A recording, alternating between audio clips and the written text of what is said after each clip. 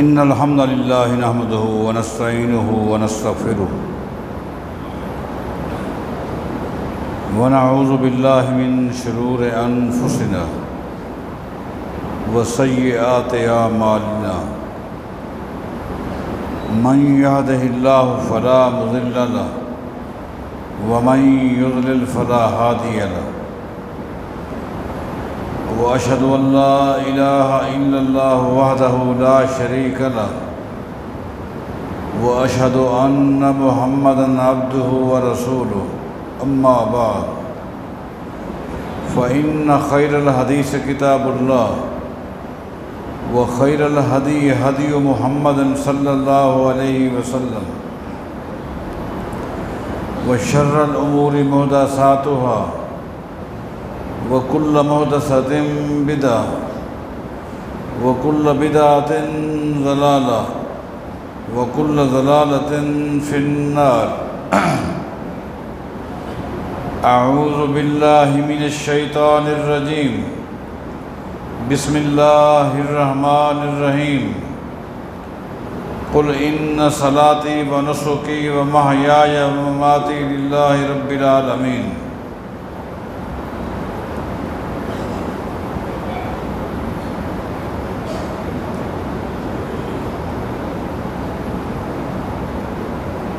مختلف الفاظ کے ساتھ اور مختلف طرق کے ساتھ بڑی مشہور حدیث ہے جو آپ سنا کرتے ہیں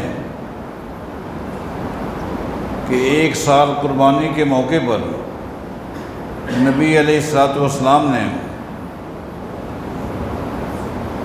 2 دمبے ذبح کی. ضحى رسول اللہ صلی اللہ علیہ وسلم بکبشین املائین موجوعین. دونوں دمبے بڑے جاندار تھے اور دونوں خصی تھے. عیدگاہ کے اندر عید کی نماز کے بعد ایک دمبا جب لایا گیا نبی علیہ الصلوۃ والسلام نے اسے ذبح کرتے وقت اللہ کے آگے عرض کی اللہم ھذا عن محمد و آل محمد. اے اللہ قربانی کا یہ دمبا محمد کی طرف سے ہے اور آل محمد کی طرف سے. دوسرا دمبا لایا گیا. نبی علیہ الصلوۃ والسلام نے پھر اللہ کے آگے درخواست کی اللہم ھذا عن امتی جمیعا لمن شہد لک بالتوحید وشہد لی بالبلاغ. اے اللہ یہ دمبا قربانی کا یہ دمبا میری امت کے ان افراد کی طرف سے ہے جو تیری وحدانیت کے گواہ ہیں اور میری رسالت کے گواہ ہیں. یہ بڑی مشہور حدیث ہے. اس حدیث سے بہت سارے مسائل مستنبط ہیں. ان میں سے چند ایک مسائل جو مجھے سمجھ آ رہے ہیں بالترتیب آپ کے سامنے رکھتا ہوں. پہلا مسئلہ یہ ہے نبی علیہ الصلوۃ والسلام نے اس سال جو قربانی کی اور 2 دمبے ذبح کیے یہ دونوں خصی تھے. معلوم ہوا کہ خصی ہونا قربانی کے جانور کے حوالے سے قربانی کے جو عیوب احادیث میں آئے ہیں ان میں سے خصی ہونا یہ کوئی عیب نہیں.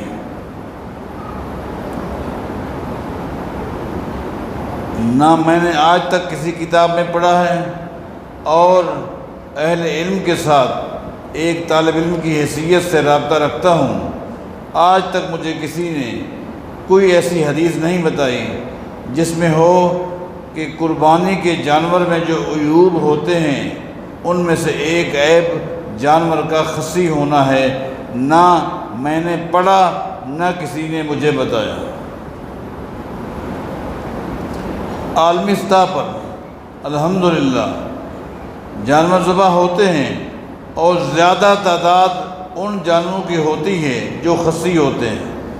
دمبے خصی ہوتے ہیں، بکرے، اس طرح بیل بڑی تعداد میں خصی ہوتے ہیں، ان کو قربان کیا جاتا ہے۔ کسی بھی ایک حدیث کے اندر بھی ذکر نہیں ہے کہ قربانی کے جانور کے اندر جو عیب ہیں ان میں سے ایک عیب خصی ہونا بھی ہے، کہیں بھی نہیں۔ مطلقاً ٹھیک ہے، یہ ایک خامی ہے، جانور کی ایک وقتی تکلیف بھی ہے، یہ ساری باتیں اپنی جگہ پر ہیں، لیکن ان تمام جانوروں کو اللہ تعالیٰ نے انسان کے تابع کیا ہے۔ انسان کا کام ہے اس سے فائدہ اٹھائے، اس کی ترتیب بنائے، بہتر بنائے۔ ایک گدھا ہے، ایک گھوڑا ہے، خچر ہے، یہ سواری کے جانور بھی ہیں، ان پہ سامان بھی لادا جاتا ہے لمبے لمبے سفر کے لیے بھی، لیکن ان میں سے کوئی جانور بھی لمبا سفر نہیں کر سکتا جب تک کہ ان کے نتنوں کو چیر نہ دیا جائے۔ یہ صحیح معنی سانس نہیں نکال سکتا، سانس نہیں لے سکتا، لمبا سفر نہیں کر سکتا، نہ گھوڑا، نہ خچر، نہ گدھا، جب تک کہ ان کے نتنوں کو چیر نہ دیا جائے۔ آپ دیکھیں گے تقریباً ہر گدھا یا خچر یا گھوڑا اس کا مالک اس کے نتنوں کو چیر دیتا ہے۔ یہ تکلیف تو ہے، تکلیف ہے اپنی جگہ پر، لیکن اللہ تعالیٰ نے انسان کو حق دیا ہے۔ یہ ایک وقتی تکلیف ہے، اس کے بعد یہ لمبے سفر بھی کرتا ہے، بھاری وزن بھی اٹھاتا ہے، اس کو کچھ محسوس نہیں ہوتا۔ آپ نے اونٹ کو دیکھا ہوگا، اونٹ کے گلے کے اندر رسی نہیں ڈالی جاتی، رسی ڈالی جائے گی اونٹ بھاگ جائے گا۔ کیا کیا جاتا ہے؟ اونٹ کے ناک کے اندر ہی چیر دیا جاتا ہے، لوہے کے ذریعے گرم لوہا اندر ناک میں ڈال کر سوراخ کیا جاتا ہے، اور سوراخ کے بعد وہیں سے رسی کو نکالا جاتا ہے۔ یہی کام بیل کے ساتھ بھی ہوتا ہے، گائے کے ساتھ بھی ہوتا ہے، اونٹ کے ساتھ بھی ہوتا ہے۔ یہ تکلیف تو ہے، وقتی تکلیف، یہ لیکن یہ عیب نہیں۔ آپ اس وقتی تکلیف کو آپ قربانی کے جانور کے عیب میں شامل کر لیں، آپ کون ہوتے ہیں؟ یہ حق شریعت کو ہے، یہ حق ہے شریعت کا، اور شارع نے نعت کہ وہی محمد الرسول اللہ صلی اللہ علیہ وسلم نے خود جو 2 دمبے ذبح کی ہیں، موجو عینیں، دونوں خصی تھے۔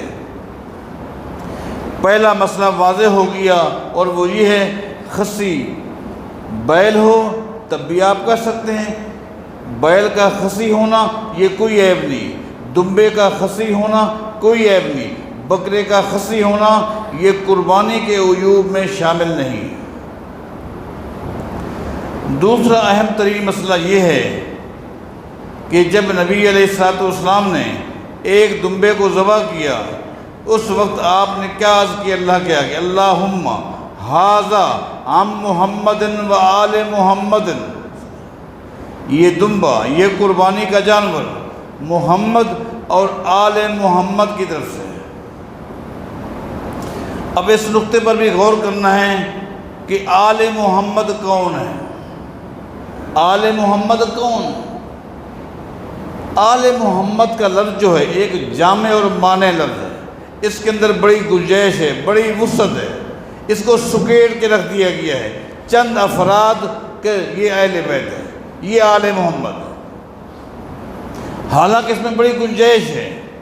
سب سے پہلے آل محمد کے اندر نبی علیہ السلام کی بیویاں ہیں، سب سے پہلے آپ کی بیوی ہیں، اس کے بعد آپ کی اولاد ہیں، تیسرے نمبر پر بنو ہاشم کے گھرانے ہیں جو کہ 4 ہیں، آل علی ہے، آل عقیل ہے، آل جعفر ہے، آل عباس ہے، یہ آل محمد میں شامل ہیں۔ آل محمد کو صرف چند سیدنا علی رضی اللہ تعالیٰ عنہ کے چند افراد اوپر محدود کر کے میرے پیغمبر کی بیویوں کو نکال دینا یہ کیسے ممکن ہے؟ آئیے اس کے لیے تھوڑا سا ہم غور کرتے ہیں، اور ایسا کیوں ہو رہا ہے؟ مقصد ان لوگوں کا کیا ہے؟ آل محمد سے نبی علیہ السلام کی ازواج کو نکالنے کی پلاننگ کیا ہے؟ چاہتے کیا ہیں؟ پہلی بات یہ، آل محمد میں بڑی گنجائش ہے۔ نبی علیہ السلام کا فرمان ہے، صحیح مسلم کی حدیث ہے، ان الصدقۃ لا تنبغی لآل محمد صلی اللہ علیہ وسلم، آل محمد کے لیے صدقہ جائز نہیں، آل محمد کے لیے صدقہ جائز نہیں۔ صحیح مسلم کی ہی ایک دوسری حدیث ہے، نبی علیہ السلام ایک دعا مانگا کرتے تھے جو بڑی قابل غور ہے۔ آپ غور کرنا کہ یہ دعا کن لوگوں کے لیے تھی۔ اللہم اجعل رزق آل محمد قوتا، اللہم اجعل رزق آل محمد قوتا، اے اللہ آل محمد کو دنیا میں جتنا رزق کی ضرورت ہے اتنا تو دیتا رہے۔ اے اللہ آل محمد کو دنیا میں جتنا رزق کی روزی کی ضرورت ہے، اے اللہ میری تیرے آگے درخواست ہے اتنا رزق ان کو دیتا رہے۔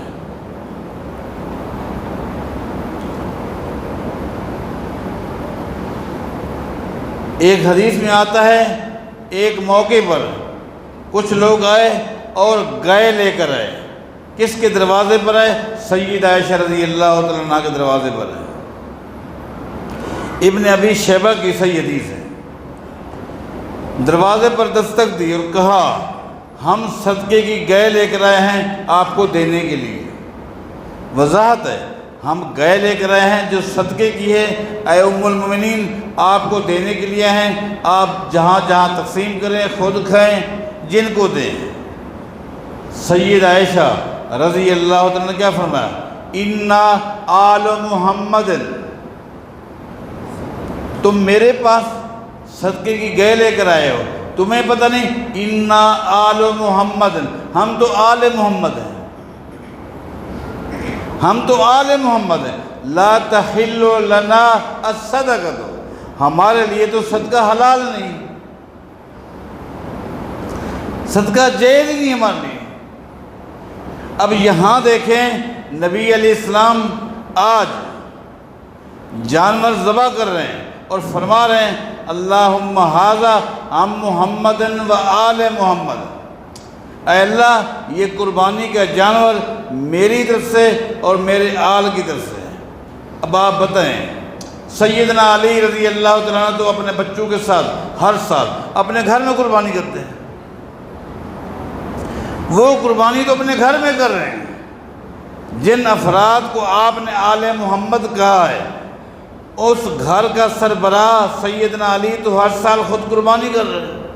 حتیٰ کہ حدیث میں آتا ہے ایک سال قربانی کا موقع تھا اور سیدنا علی رضی اللہ تعالیٰ عنہ گھر پر نہیں تھے، سفر میں تھے، تب بھی سیدہ فاطمہ رضی اللہ تعالیٰ عنہ نے قربانی کا جانور منگوایا اور قربانی کی۔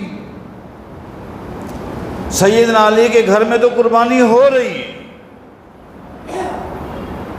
سیدنا علی کئی دنوں کے بعد پہنچے، قربانی کے دن چلے گئے تھے، سیدنا علی آ گئے رضی اللہ عنہ۔ سیدہ فاطمہ رضی اللہ تعالیٰ نے جس دن سیدنا علی ہے سوکھا ہوا گوشت، خشک گوشت قربانی کا گوشت وہ پکایا، دسترخوان پہ رکھ دیا۔ سیدنا علی نے پوچھا یہ خشک گوشت کہاں سے آیا، یہ سوکھا گوشت کہاں سے آیا؟ سیدہ فاطمہ نے بتایا آپ اس سال قربانی کے دنوں میں ہمارے ساتھ نہیں تھے تو کچھ گوشت ہم نے آپ کے لیے سکھا دیا تھا کہ جب آپ آئیں گے پھر پکائیں گے، آپ کے ساتھ بھی ایک ڈش ہو جائے گی۔ سیدنا علی رضی اللہ عنہ نے فرمایا یہ تو جائز نہیں ہے، تم نے میرے لیے قربانی کے گوشت میں سے جو سکھا کے رکھ دیا، یہ تو جائز نہیں ہے۔ 3 دن سے زیادہ بندہ گوشت کھا نہیں سکتا، یہ کیا ہو گیا؟ سیدہ فاطمہ کہہ رہی ہیں علی جائز ہے، یہ جائز ہے، آپ کھا سکتے ہیں۔ علی کہتے ہیں جائز نہیں ہے، میں نہیں کھا سکتا۔ میاں بیوی میں اختلاف ہو گیا۔ یہاں ایک مسئلہ ہمارے سامنے یہ بھی واضح ہو گیا کہ امت کے افراد کے درمیان اختلاف ہو سکتا ہے، اختلاف ہو سکتا ہے، غلط فہمی ہو سکتی ہے، موقف مختلف ہو سکتا ہے، لیکن صحابہ کرام اور تابعین کے دور میں ہم دیکھتے ہیں اختلاف ہوتا تھا، لیکن اختلاف لمبے پیریڈ کے لیے نہیں ہوتا تھا، بہت جلدی ختم ہو جاتا تھا۔ کیوں؟ اس اختلاف کے حل کے لیے وہ شرعی اصول تلاش کر لیتے تھے، شرعی حل تلاش کر لیتے تھے، شرعی حل۔ بس اصل مسئلہ یہ ہے شرعی حل کیا ہے، اختلاف کا شرعی حل کیا ہے۔ آج ہمارا موقف کچھ اور ہے، صحابہ تابعین کا موقف کچھ اور تھا۔ آج کے مسلمانوں کی اکثریت کا موقف یہ ہے کہ جب 2 آدمیوں کے درمیان اختلاف ہو جائے اس کا شرعی حل یہ ہے دیکھا جائے کہ بڑا کون ہے، چھوٹا کون ہے۔ جو چھوٹا ہے وہ بڑے کی بات مان لے، اس کو ہم شرعی حل کہتے ہیں۔ باپ بیٹے کے درمیان اختلاف ہو جائے، بیٹا چھوٹا ہے وہ باپ کی بات مان لے۔ استاد شاگرد کے درمیان اختلاف ہو جائے، شاگرد کو چاہیے وہ استاد کی بات مان لے، وہ بڑا ہے تو چھوٹا ہے۔ ایک طرف زیادہ تعداد کے لوگ ہیں، ایک طرف تعداد میں کم ہیں، تو کم تعداد والوں کو چاہیے اکثریت کی بات مان لیں، ان سے غلطی کے امکان کم ہیں۔ بادشاہ اور رعایا کے درمیان اختلاف ہو جائے، رعایا کو چاہیے کہ وہ بادشاہ کی بات مان لیں۔ امام اور مقتدی کے درمیان اختلاف ہو جائے تو ہمارے ہاں یہ ہے، اس کا شرعی حل یہ ہے مقتدی کو چاہیے وہ امام کی بات مان لے، اس کا علم زیادہ، اس کی تحقیق زیادہ، اس کو چاہیے کہ وہ اس کی مان لے۔ یہ آج کے دور کے مسلمانوں کی اکثریت کا موقف ہے کہ یہ شرعی حل ہے، جبکہ قرآن کریم نے کیا کہا؟ فَإِن تَنَازَعْتُمْ فِي شَيْءٍ فَرُدُّوهُ إِلَى اللَّهِ وَالرَّسُولِ۔ اگر تمہارا آپس میں اختلاف ہو جائے، باپ بیٹے کے درمیان اختلاف ہو جائے، استاد شاگرد کے درمیان اختلاف ہو جائے، چھوٹے بڑے کے درمیان اختلاف ہو جائے، خامد اور بیوی کے درمیان اختلاف ہو جائے، جب جیسا کہ یہاں ہو گیا، تو یہ شرعی حل نہیں ہے کہ بیوی کو چاہیے کہ وہ خامد کی بات مان لے، کیونکہ شریعت نے خامد کی اطاعت کا حکم دیا، خامد کو بیوی کے حقوق ادا کرنے، ان کے مسائل کے حل کرنے کا تو حکم دیا ہے، اطاعت کا حکم نہیں دیا۔ یہ کہیں نہیں ہے کہ خامد بیوی کی اطاعت کرے، نہیں، بیوی نے خامد کی اطاعت کرنی ہے، خامد نے بیوی کے حقوق ادا کرنے، ان کے مسائل کا خیال رکھنا ہے، ان کے ضروریات کا خیال رکھنا ہے۔ اب یہاں میاں بیوی کے درمیان اختلاف ہو جائے، شریعت یہ کہتی ہے جب 2 آدمیوں کے درمیان اختلاف ہو جائے تو اس اختلاف کو پیش کیا جائے قرآن اور حدیث کے آگے۔ فَإِن تَنَازَعْتُمْ فِي شَيْءٍ فَرُدُّوهُ إِلَى اللَّهِ وَالرَّسُولِ، قرآن و حدیث کے آگے اس اختلاف کو پیش کیا جائے۔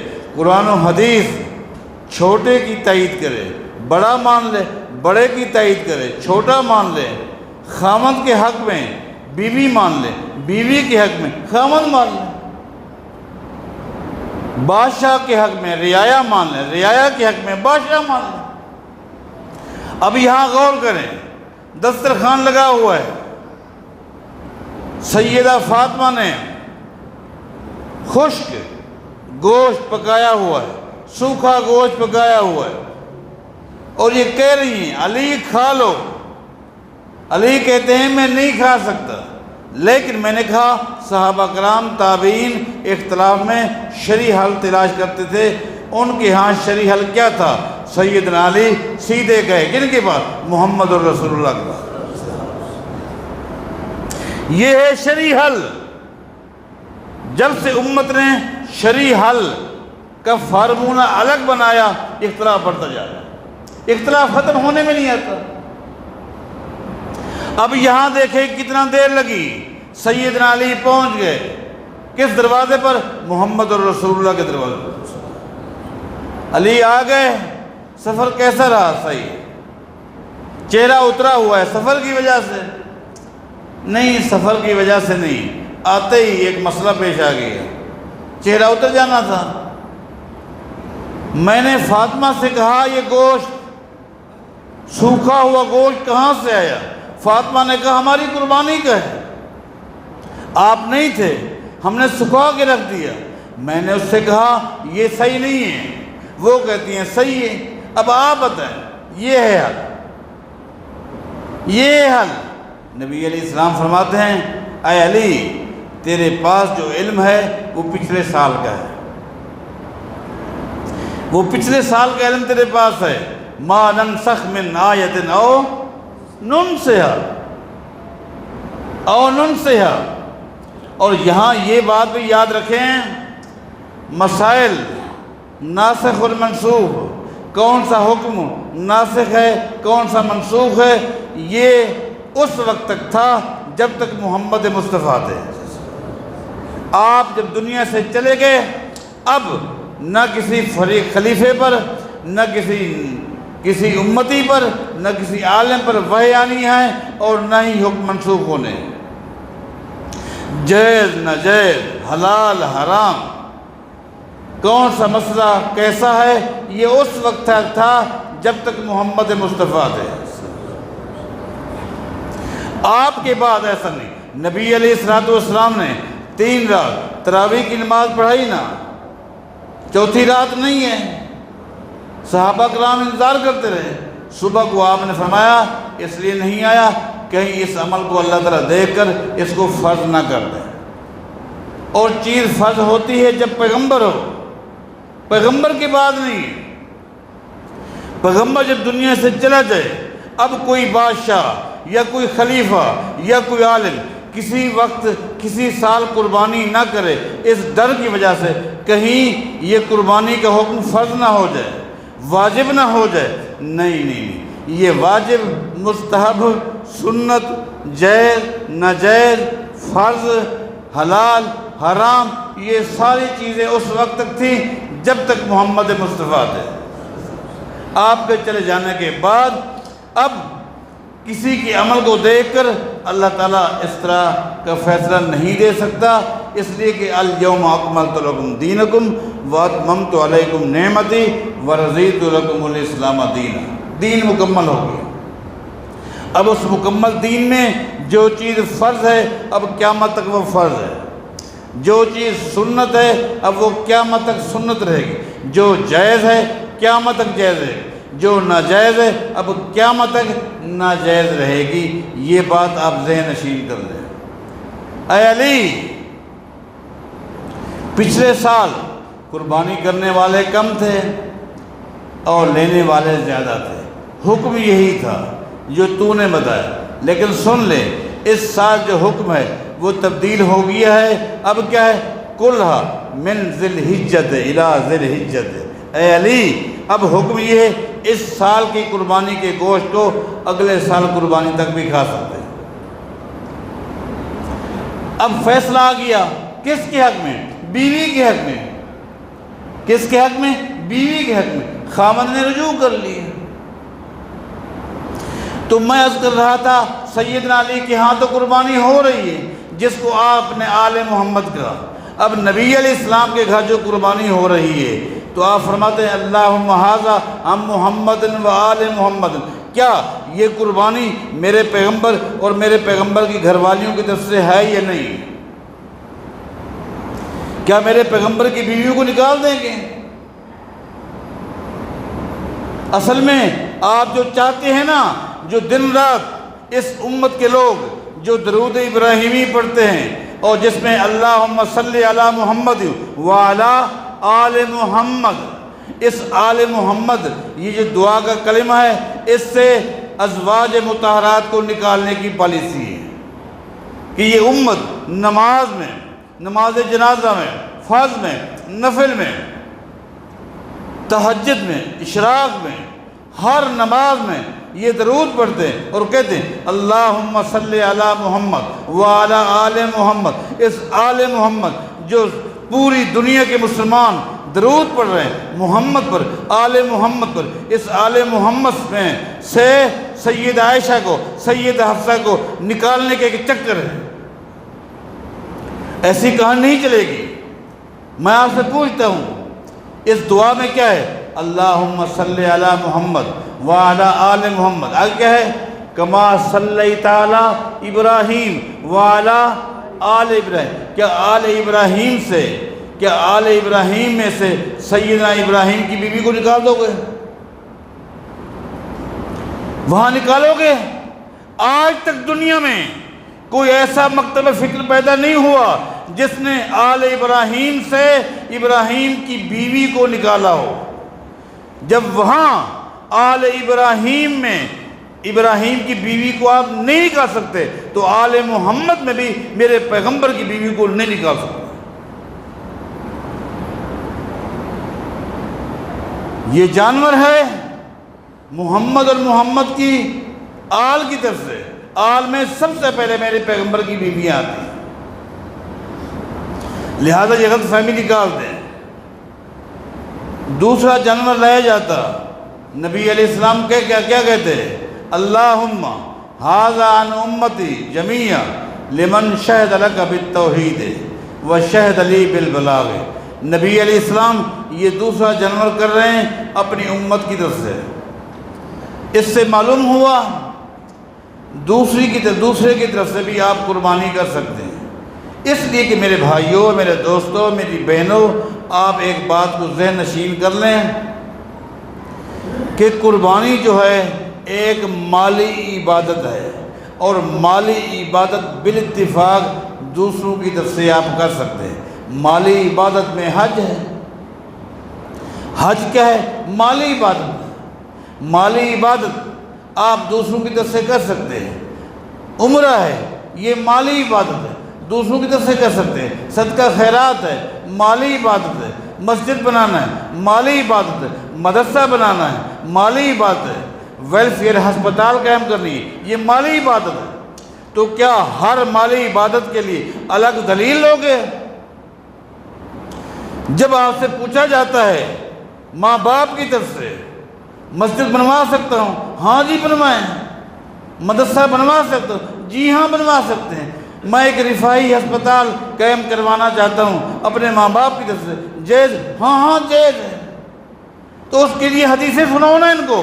ایک ہی بات بتاتا ہوں، یہ مالی عبادت ہے جو دوسرے کی طرف جائز ہے۔ جب مالی عبادت ہے تو قربانی کے لیے الگ دلیل کیا لیتے ہیں؟ یہ مالی عبادت ہے، دوسروں کی طرف سے بھی کر سکتے ہیں، لیکن پہلے اپنی طرف سے کریں گے۔ اور آپ نے کیا فرمایا؟ اللہ میری امت کے ان افراد کی طرف سے لمن شہد لک بالتوحید، جو تیری وحدانیت کے گواہ ہیں۔ پتہ چلا کوئی بھی عمل ہے، کوئی بھی عمل ہے، عمل کی قبولیت کے لیے پہلی شرط جو ہے وہ توحید ہے۔ پہلی شرط کیا ہے؟ توحید ہے۔ توحید نہیں ہے تو کوئی عمل قبول نہیں ہوتا۔ لہذا حج کرنے سے پہلے، عمرہ کرنے سے پہلے، روزہ رکھنے سے پہلے، نماز پڑھنے سے پہلے، قربانی کرنے سے پہلے غور کرنا چاہیے کہ توحید ہے کہ نہیں۔ رئی کے دانے کے برابر اگر شرک ہے یہ عمل مردود ہے۔ توحید کے لیس لک من الامر شیء او یتوب علیہم او یعذبہم فانہم ظالمون۔ حضرات ایک بات ذہن نشین کر لیں، دو چیزیں ہیں جن میں اللہ تعالیٰ نے رئی کے دانے کے برابر بھی کسی کو شریک نہیں کیا، نہ کسی فرشتے کو، نہ کسی نبی کو۔ اولیاء اللہ تو بات کی بات ہے، نہ انبیاء کو شریک کیا، نہ فرشتوں کو شریک کیا۔ وہ دو چیزیں کیا ہیں؟ اللہ فرماتے ہیں الا لہ الخلق والامر، الا لہ الخلق والامر۔ او لوگو، او میرے بندو، توجہ کرو، الا خبردار، لہ الخلق والامر، خلق جتنی بھی ہے، مخلوق جتنا بھی ہے، اس کا خالق ایک ہے۔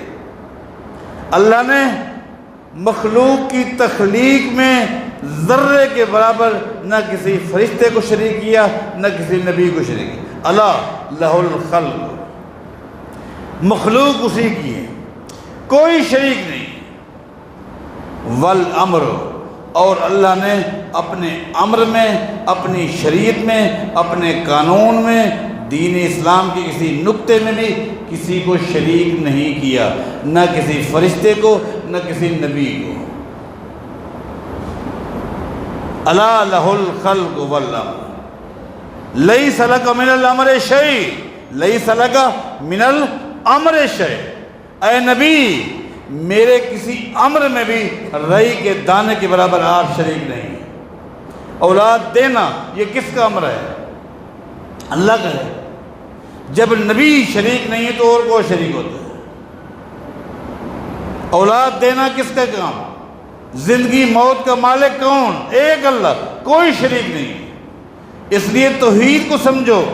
آج آپ نے کس کس کو شریک کیا ہوا ہے؟ اولاد لینے کے لیے آپ کہاں کہاں جا رہے ہیں؟ اولاد دینے والا ایک اللہ، اولاد دینے میں اللہ نے کسی کو شریک نہیں کیا۔ تو جب اولاد مل جاتی ہے تو پھر آپ اس اولاد کے نام رکھنے میں آپ اللہ کی مخلوق کو کیوں شامل کرتے ہیں؟ آپ نے اس کا نام امام بخش کیوں رکھا؟ آپ کو کس نے بخشا؟ امام نے یا رب نے بخشا؟ بیٹا بخشا رب نے، آپ نے نام رکھا امام بخش۔ اللہ نے آپ کو بیٹا دیا، آپ کہتے ہیں رسول بخش، یہ رسول نے بخشا، یہ نبی بخش ہے، یہ حضور بخش ہے، یہ مصطفیٰ بخش ہے، یہ پیریں دیتا ہے۔ بخشا آپ کو اللہ نے، دیا آپ کو اللہ نے، عطا اللہ کی بجائے عطا محمد آپ نے نام رکھ دیا۔ شرک کیا، سن لو، جب تک شرک کو نہیں چھوڑو گے کسی عمل کا کوئی فائدہ نہیں۔ اس لیے نبی علیہ السلام فرماتے ہیں میں یہ جانور ذبح کر رہا ہوں اپنی امت کے ان افراد کی طرف سے لمن شہد لک بالتوحید، جو تیری توحید کے گواہ ہیں، وشہد لی بالبلاغ، اور میری رسالت کے بھی گواہ ہیں۔ یہ حدیث تھی۔ اس حدیث سے اور بھی بہت سارے مسائل نکلتے ہیں، وقت دیکھ رہا تھا، وقت ختم ہو گیا۔ ان باتوں پر غور کریں، عقیدے کی اور عمل کی اصلاح کریں۔ اللہ ہمیں توفیق عطا فرمائے۔